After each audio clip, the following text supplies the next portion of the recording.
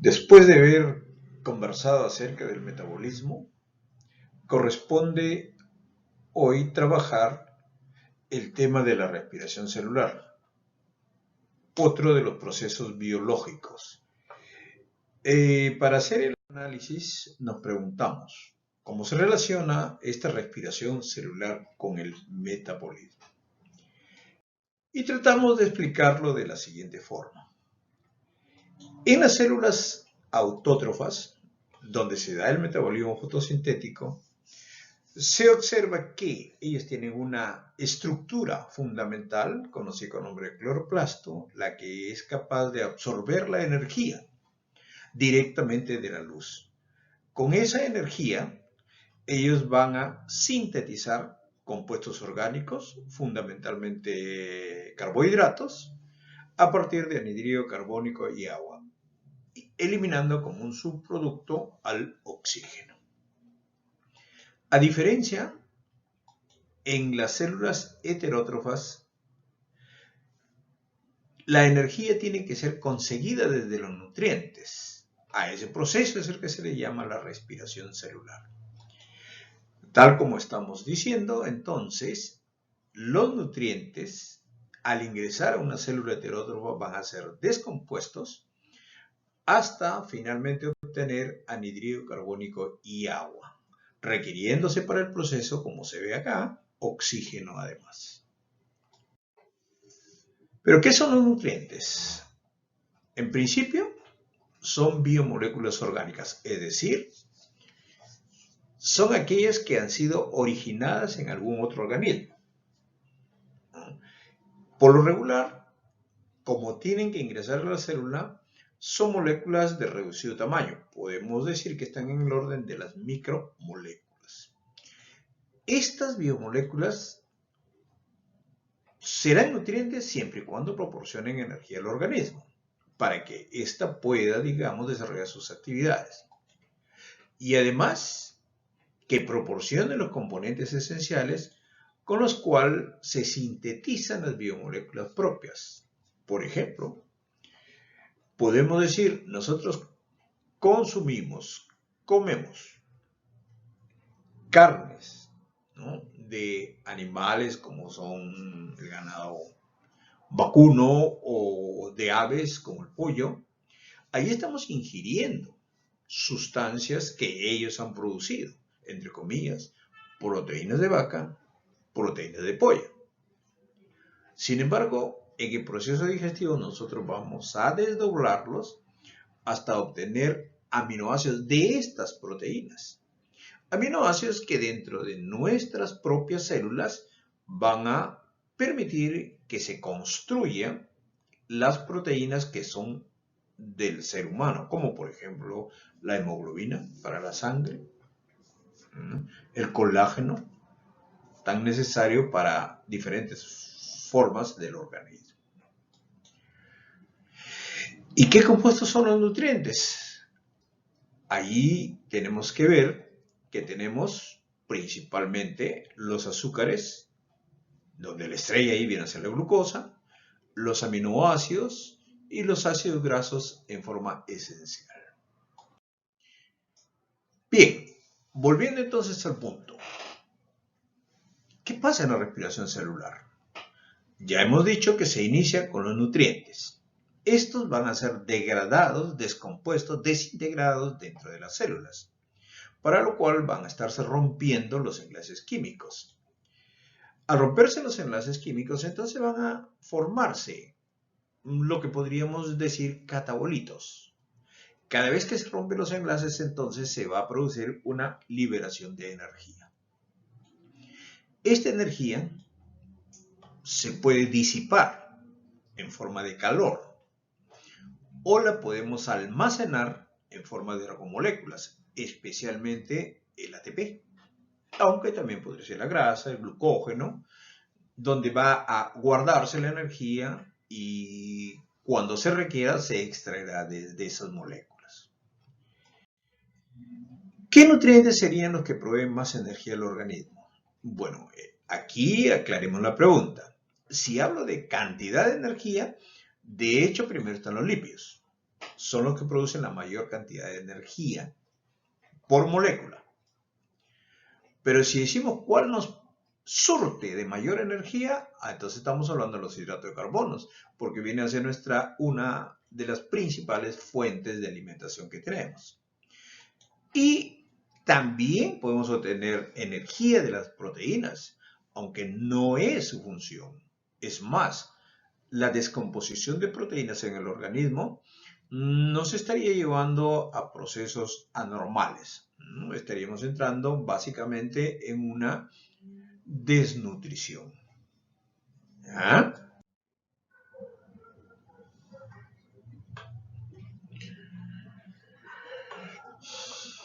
Con respecto a las fases de la respiración celular, debemos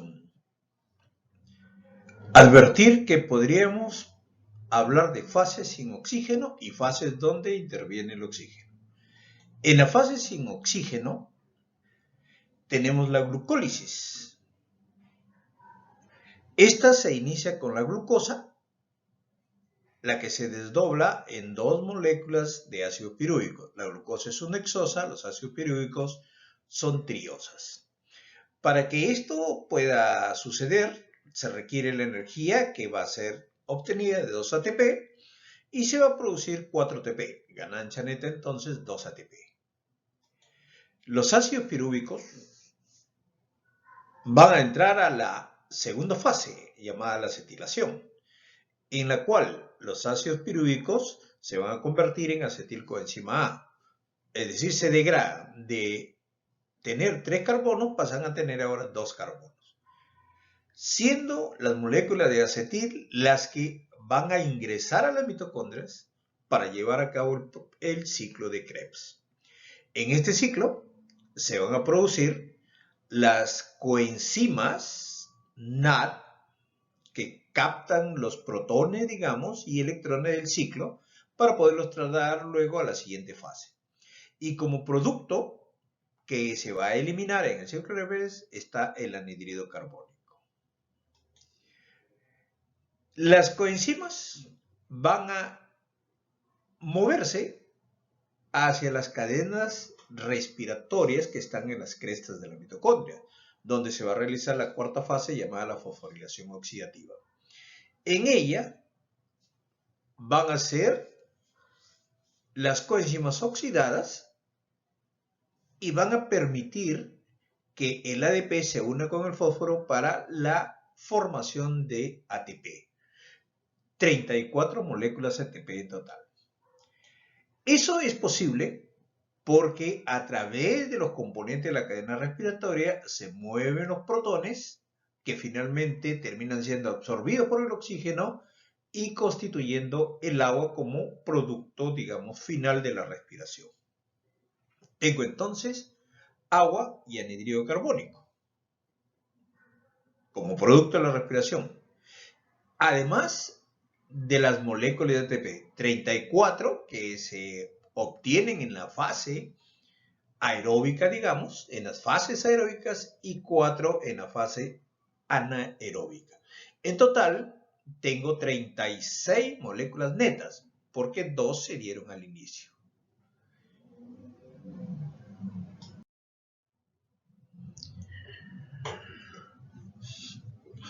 Bueno, vamos a analizar el esquema simplificado en forma un poco más detallada. Comenzamos por advertir que el término glucólisis se refiere a la descomposición, degradación o desintegración de las moléculas de glucosa. Ya sabemos que eso se hace dentro de la célula. La glucosa, molécula que tiene 6 carbonos, va a comenzar su descomposición en forma anaeróbica. Hablamos entonces de una fase anaerobia o anaeróbica. En ella, la glucosa absorbe la energía de 2 moléculas de ATP para poder inicialmente convertirse en 2 gliceraldehídos, molécula de 3 carbonos, y posteriormente en 2 piruvatos, moléculas también con 3 carbonos. En este proceso se va a producir la energía que se almacenará en moléculas de ATP. Son 4 moléculas de ATP las que se forman en esta fase anaeróbica de la respiración, la glucólisis. Y son 2 ATP que se consumen. Advertimos hace unos momentos que la ganancia neta es de 2 ATP. Y luego, ¿qué pasa con el piruvato? Digamos que puede ser trabajado sin oxígeno. Sigue degradándose, pero ya sin oxígeno. En la vía que se conoce con nombre de fermentación, la cual puede ser de 2 tipos. Alcohólica, si el producto es el etanol más anhidrido carbónico, o ácida, si se va a producir el ácido láctico como producto final. Cuando hay oxígeno, entonces se continúa la vía aeróbica de la respiración. El piruvato va a degradarse hasta acetilcoenzima A. Considerando que de una glucosa se formaron 2 piruvatos, entonces los productos finales siempre serían de esos 2 piruvatos. Es decir, obtendremos 2 etanol, 2 ácidos lácticos o 2 acetilcoenzima A, según sea el caso. Aquí es un esquema ya más elaborado en el cual se están presentando las reacciones químicas por las que atraviesa la glucosa. Podríamos simplificar también la explicación diciendo que la glucosa es transformada primero en fructosa, que es más inestable, más fácil de poder ser degradada. Es la fructosa la que finalmente termina desdoblándose en 2 gliceraldehídos, los cuales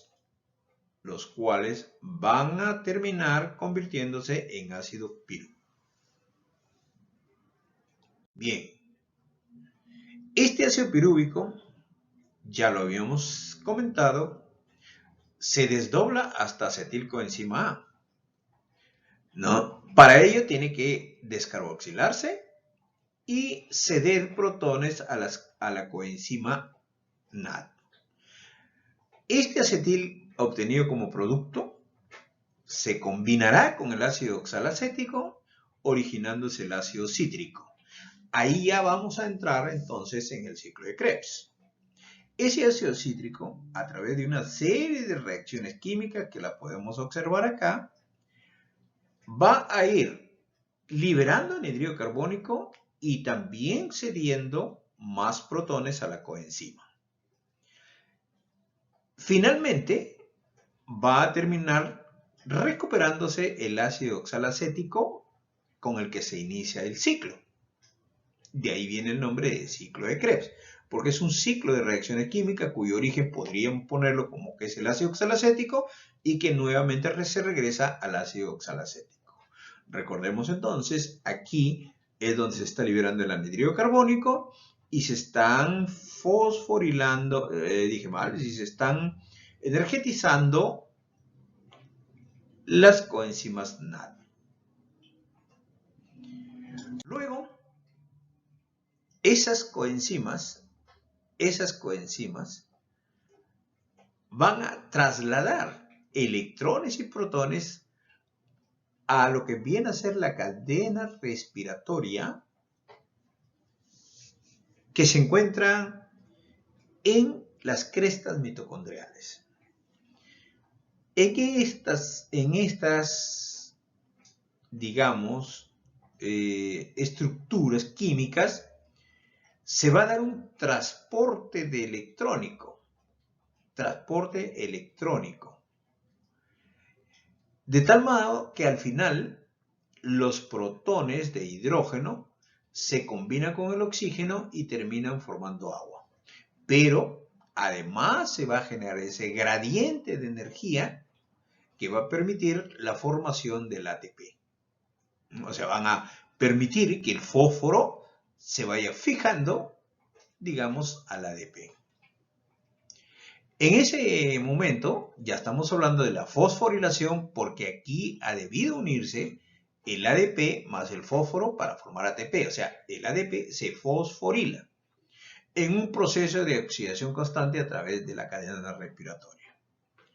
Recordamos entonces que aquí el producto químico final es el agua y en el ciclo de Krebs el producto final fue el anhídrido carbónico. Por eso decíamos que en la respiración por vía aeróbica los productos químicos finales son anhídrido carbónico y agua. Y se obtiene el ATP, la ergomolécula en la que está almacenada la energía.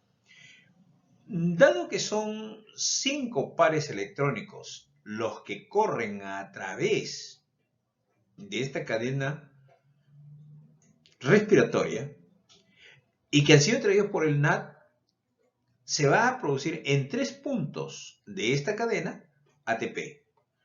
Si son 5 pares electrónicos, entonces se estarían produciendo 15 moléculas de ATP en total. Asimismo, una segunda coenzima, la coenzima FAT, activada también en el ciclo de Krebs, ingresa a un segundo elemento, que es la coenzima Q de la cadena respiratoria. De tal modo que su transporte electrónico solo produciría 2 ATP. En conclusión, 15 ATP han sido producidos a través del transporte electrónico del NAD y 2 electrones producidos por el FAT. Quiere decir que tengo en total 17 moléculas de ATP por un piruvato. ¿Cierto? Si son 2, entonces ya tendría 34 moléculas que son las que finalmente se obtienen en este proceso.